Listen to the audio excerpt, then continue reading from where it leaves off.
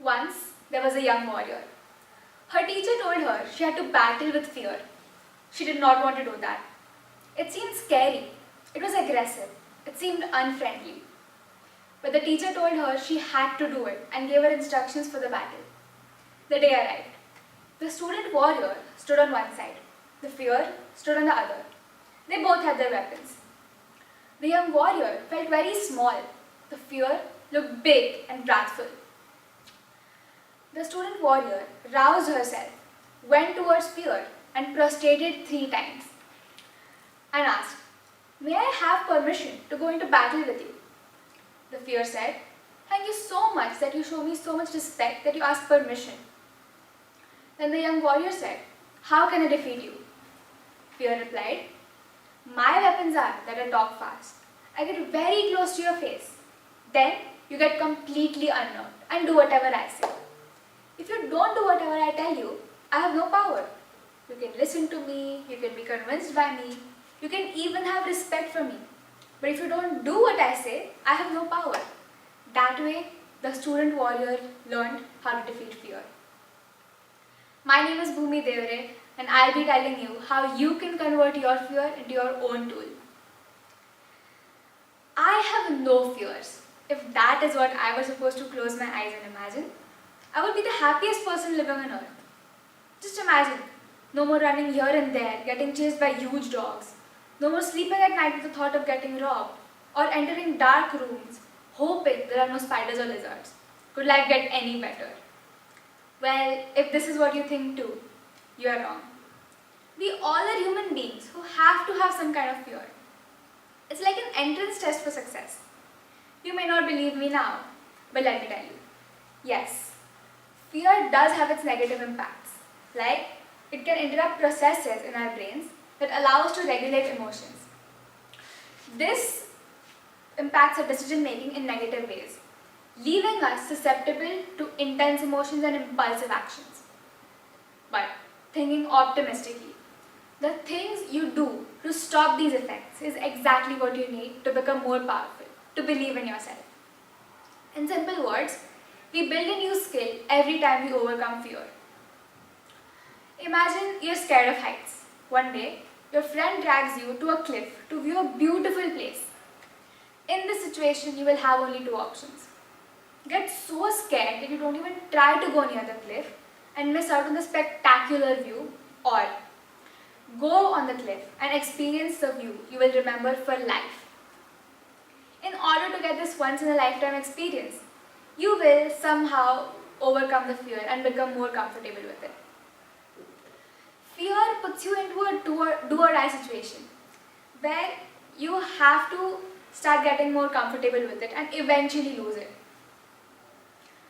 In this process, we are turning our fear into our own strength.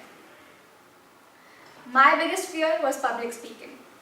I couldn't get myself to open my mouth and talk. My parents kept making me go to all sorts of classes to become more social. But I always had excuses to stay at home and not talk to people. I like to stay in my comfort zone. But eventually I realized that not expressing myself will just put me under more pressure. So I started taking the smallest step to get control of this fear, like widening my friend circle, going out for shopping alone, and many more things that could make me independent. I also forced myself to attend all family functions and gatherings. This reminds me of an unforgettable incident. There was a family gathering, and many adults were going to give their speeches. Seeing this, my mom rather commanded me to give a speech. I refused immediately because none of my cousins were giving one. Then she moved to plan B and told the entire family that I was going to give a speech. This meant that now I had to do it. I was furious because now I'll have to look at 700 people and remember the speech at the same time. But at the end, I somehow managed to give a flawless one. And at that point, I felt that I could finally control this fear. To be honest, those days of my life were the most uncomfortable days. But at the end of each day, I felt proud to have moved at least one step forward. It made me realize that if I can overcome my biggest fear once I set myself to it, I can achieve anything. So here is the same girl, after several years, talking to the public about this very incident. And that should be more than enough to tell you about the power of fear. But if you're still not convinced, let me quote a saying from the Bhagavad Gita. Fear is the expression of ignorance. Where there's knowledge, there is no fear. Meaning, you tend to gain knowledge in the process of driving away fear. Getting rid of fear is practically the process of unlearning. Confusing, I know. But we all have learned how to be afraid as we grew up. You all must have seen how babies go to the most dangerous levels without the slightest change in their expressions. They could enter pitch black rooms and start laughing, crawl up to the edge of a staircase without any fear of falling down. They could even put their hand into a dog's mouth for fun. This lasts only till the people around it teach it to be scared of it. For example, let's take the case of a baby crawling up to the edge of a staircase. In this situation, let's consider two scenarios. One, where the baby falls up the steps and gets hurt. And the second, where the baby is warned by the people around it before it even reaches the steps. In the first case, the baby, now having an experience of the consequence, has learned the skill to handle itself around a similar situation the next time, rather than building any sort of fear. Whereas in the second case, the baby is unaware of the consequence and has hence built an imaginary fear that is stopping him or her to even go near the steps, if not proceed. Here we see that though it is a tougher way, getting rid of fear will only help you in the longer run. This means that unlearning the things taught to us that have eventually made us afraid of a particular incident. In this process, we are also learning new life skills.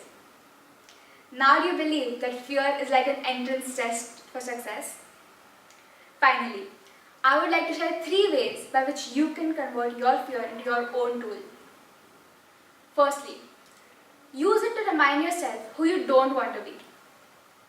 Second, make commitments, then be accountable to them. And lastly, remind yourself that it is never as scary as you imagined.